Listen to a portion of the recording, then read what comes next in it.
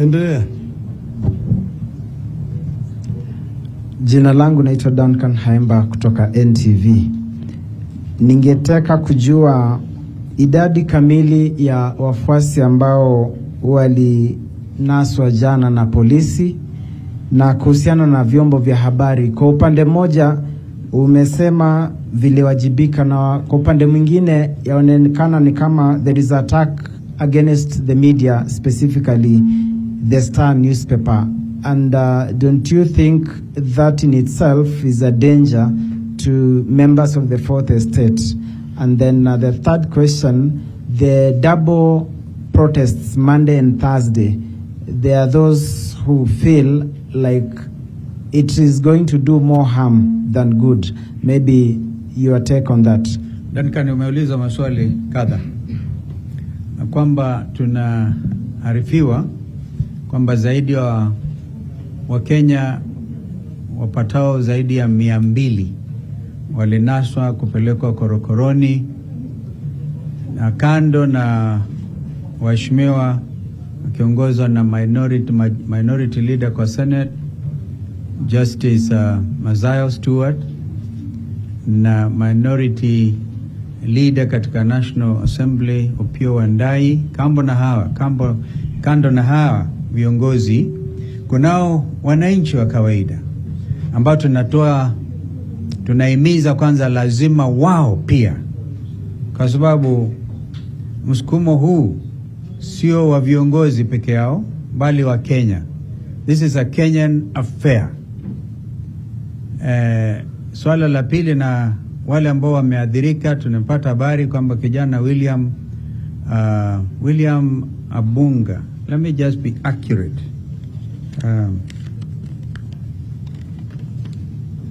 William Mayange, third-year student at Maseno University, was among those who were failed yesterday for no reasons at all, in cold blood.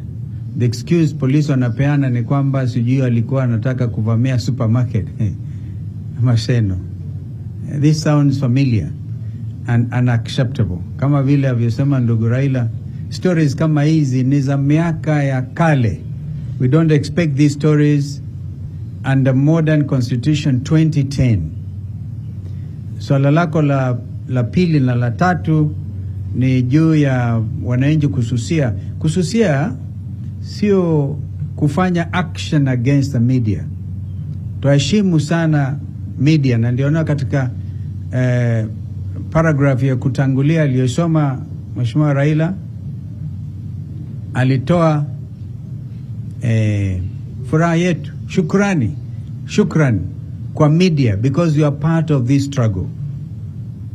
Clear indication. But there may be those who probably think that we also don't have rights. We have a right kugomea. Kugomea sio to act in isolation or anything. Absolutely not. What we are saying is fair reporting. But if you take a position, then Kenyans have also a position to take a contrary opinion, and not necessarily being in contravention or media freedom in which we believe. And as I say, this is the struggle is actually even media-led. So wale wa Star newspaper wakitaka kujiunga na Wakenya wenzao, we are not saying they come out and praise any leader, but let them be impartial. Because the freedom of expression, as we also recognize like other basic freedoms under our constitution, also come with responsibilities. We've been very clear and very careful on the matter of responsibilities. This is why we stress peaceful demonstrations. And it is clear it's the police who came now to demonstrate contrary, using, the freedom of peaceful demonstration, picketing, also coming as it does with the attendant also responsibilities. The police clearly chose to act against the constitution by turning up unarmed. Wananchi were unarmed, wanatoka na silaha. So they are the ones who acted in contravention. Na kwa hivyo, if there's another question, maybe Mother can take it. I hope I'm clear, Kaemba Duncan. Thank you. We are for the freedom of the media, freedom of the press is absolutely tunaipatia kipaumbele, but we must also point out excesses. I think that is only fair. Thank you. My name is Jeff Kirui from KTN. Yeah, Kirui. Yes, I have two questions. One of them is there are concerns that your supporters have been infiltrated by goons who are hell-bent on destruction of properties and looting. How are you going to address that?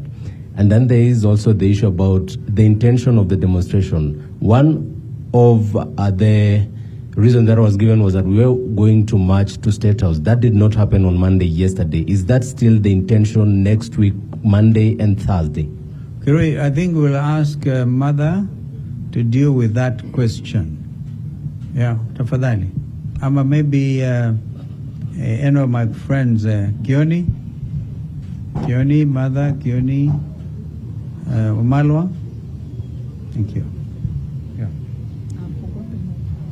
Amesahau. Rudia Kirui. The first question. I've remembered. Oh. You asked about goons. The goons are owned and hired by the government through their party UDA. The moment you see people saying, because the other side has given a notice for demonstration, we have a counter demonstration. That's euphemism that we will meet you with goons. If you look at this last week, for more than 4 days, people demonstrated peacefully in Kisumu, in Migori, in various parts of the country. Even yesterday, the demonstrations in Kisumu were so peaceful, including taking a coffin to a police station, and the police were not rattled. Where the violence occurred, these were goons. And we noticed that in the previous 2 weeks, there was a center opened, which I take was a command center for thuggery, under the auspices of UDA office. Any serious investigator will see where that violence in Kisumu came from. It was not from our members. I would also want to say this. In any country where leadership accepts and practices democracy, once a notice for demonstration is given, the police become facilitators, not obstructors.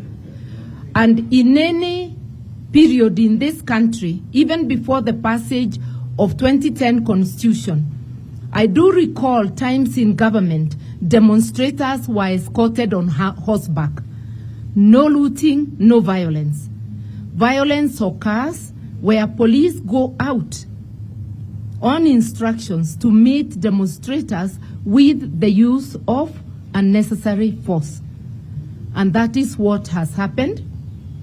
Protesters do not have a monopoly of instruments of violence. That remains with the law enforcement agencies.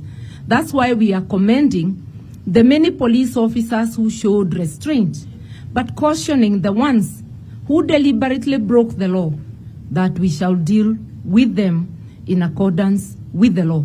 And we have given instructions to our lawyers. Now, I have again, the second one has disappeared. Can you quickly? The march to State House. May I say this, that as citizens, and if you read the Constitution, we are entitled to march to any government premises. Government means our premises, for which we fund with our taxes, to present our petitions. Even State House is not exempted. Peacefully marching there, and any self-respecting elected regime would not fear citizens. I thank you.